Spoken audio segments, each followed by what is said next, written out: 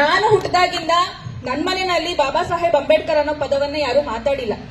ನಮ್ಗೆ ಹೇಳ್ಕೊಟ್ಟಿದ್ದು ಬಾಬಾ ಸಾಹೇಬ್ ಅಂಬೇಡ್ಕರ್ ಅನ್ನೋ ವ್ಯಕ್ತಿ ನಮ್ಗೆಲ್ಲ ಮೋಸ ಮಾಡಿದ್ದಾರೆ, ನಮ್ಗೆ ಯಾವುದೇ ರೀತಿ ಅವಕಾಶಗಳನ್ನ ಕೊಟ್ಟಿಲ್ಲ, ಮೀಸಲಾತಿ ಅನ್ನೋ ಹೆಸರಲ್ಲಿ ನಮ್ಮ ಹಕ್ಕನ್ನ ಕಿತ್ಕೊಂಡಿದ್ದಾರೆ, ಕಿತ್ತು ಬೇರೆಯವ್ರಿಗೆ ಕೊಟ್ಟಿದ್ದಾರೆ. ಈ ಪಾಠವನ್ನ ನಮ್ಗೆ ಹೇಳ್ಕೊಂಡು ಬಂದಿದ್ದು. ನನ್ನ PUC ತನಕನೂ ನಾನು ಬಾಬಾ ಸಾಹೇಬ್ರನ್ನ ದ್ವೇಷಿಸ್ತಾನೆ ಇದ್ದೆ. ಈ ವ್ಯಕ್ತಿ ಬಂದಿದ್ದಕ್ಕೆ 40% ತಗೊಂಡಿರೋರೆಲ್ಲ ಸೀಟ್ ತಗೊಂಡ್ಬಿಡ್ತಾರೆ, 90% ನಾವು ಜನರಲ್ ಕಮ್ಯುನಿಟಿ ಅವ್ರು ತಗೋಬೇಕು ಅಂತ ನಾನು ಭಾವಿಸಿದ್ದೆ. ಆದ್ರೆ ಯಾಕೆ ಎಲ್ರು ಬಾಬಾ ಸಾಹೇಬ್ ಅಂಬೇಡ್ಕರ್ ಅನ್ನೋ ಹೆಸರನ್ನ ಹೇಳ್ತಾರೆ, ಏನಿದೆ ಈ ವ್ಯಕ್ತಿ ಏನ್ ಮಾಡಿದ್ರು ಅಂತ ನಾನು ಅಧ್ಯಯನ ಮಾಡಕ್ ಶುರು ಮಾಡಿದೆ, ಓದಕ್ ಶುರು ಮಾಡಿದೆ.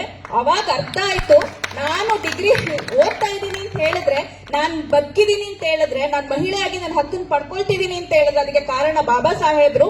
ಯಾವುದೋ ಜಾತಿ ಧರ್ಮ ಅಥವಾ ಇನ್ಯಾವುದೋ ಒಂದೇ ಒಂದು ಸಮುದಾಯಕ್ಕೆ ಅವರು ಬೆಳಕಾಗ್ಲಿಲ್ಲ, ಇಡೀ ಭಾರತಕ್ಕೆ ಬೆಳಕಾದ್ರು. ಅದಕ್ಕೆ ಅವರನ್ನ ಎಂದೂ ಮುಳುಗದ ಸೂರ್ಯ, ಭಾರತದ ಸೂರ್ಯ ಅಂತ ಕರೀತಾರೆ ಅನ್ನೋ ವಿಷಯವನ್ನ ನಾನು ಅರ್ಥ ಮಾಡ್ಕೊಂಡೆ. ಯಾಕೆ ಅಂತ ಹೇಳಿದ್ರೆ ಇದು ಅಧ್ಯಯನದಿಂದ ಆಗಿದ್ದು.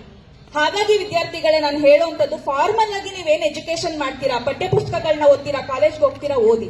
ಅದ್ರ ಜೊತೆಗೆ ನಮ್ಮ ಇತಿಹಾಸದ, ನಮ್ಮ ಪ್ರಚಲಿತ ವಿದ್ಯಮಾನದ ಅಧ್ಯಯನ ಮಾಡಬೇಕಾಗಿರುವಂತದ್ದು ಇವತ್ತಿನ ತುರ್ತು.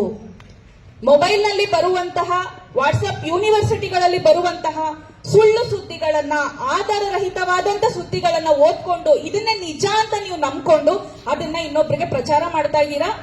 ಏನು ಯೋಚನೆ ಮಾಡದೆ ಮೆಸೇಜ್ಗಳನ್ನ ಫಾರ್ವರ್ಡ್ ಮಾಡ್ತೀರಾ. ಅದಾಗಬಾರ್ದು. ವಾಟ್ಸ್ಆಪ್ ಯೂನಿವರ್ಸಿಟಿ ವಿದ್ಯಾರ್ಥಿಗಳಾಗದ್ ಬೇಡ. ನಮ್ಮ ಸಂವಿಧಾನದ ಆಶಯ ಏನಿದೆ, ನಮ್ಮ ಸಂವಿಧಾನ ನಮ್ಗೆ ಏನ್ ಕಲಿಸ್ಕೊಟ್ಟಿದೆ, ನೀನು ಕಲಿಬೇಕು, ಇನ್ನೊಬ್ಬರಿಗೆ ಕಲಿಸ್ಬೇಕು. ನೀನು ಓದಿ ಇನ್ನೊಬ್ಬರ ಬಾಳಿಗೆ ಬೆಳಕಾಗ್ಬೇಕು, ನೀವು ಸಮಾಜಕ್ಕೆ ಬೆಳಕಾಗ್ಬೇಕು ಅನ್ನೋ ದೂರದೃಷ್ಟಿಯನ್ನ ಇಟ್ಕೊಂಡು ಸಂವಿಧಾನವನ್ನ ಬರ್ದಿರ್ತಕ್ಕಂಥವ್ರಿಗೆ ನಾವು ಏನಾದ್ರೂ ಕನಿಷ್ಠ ಕೃತಜ್ಞತೆಯನ್ನ, ನಮಸ್ಕಾರಗಳನ್ನ ತಿಳಿಸ್ತೀವಿ ಅಂತ ಹೇಳಿದ್ರೆ ನಮ್ಮಿಂದ ಸಮಾಜಕ್ಕೆ ಏನಾದ್ರೂ ಕೊಡುಗೆ ಕೊಟ್ಟಾಗ ಮಾತ್ರ. ಅದಿಲ್ಲದಿದ್ರೆ ನಮ್ಮ ಎಲ್ಲ ಶಿಕ್ಷಣನು ವ್ಯರ್ಥ ಆಗುತ್ತೆ.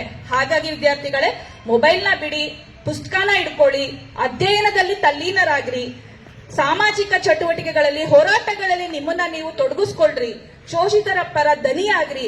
ಯಾವುದೇ ಶೋಷಣೆಗಳಿಗೆ, ಯಾವುದೇ ದೌರ್ಜನ್ಯಗಳಿಗೆ ನೀವು ಕಾರಣ ಆಗ್ಬೇಡಿ. ಮಾದಕ ವಸ್ತು, ಮಾದಕ ದ್ರವ್ಯದ ವ್ಯಸನಗಳಿಗೆ ಬಲಿ ಆಗ್ಬೇಡಿ.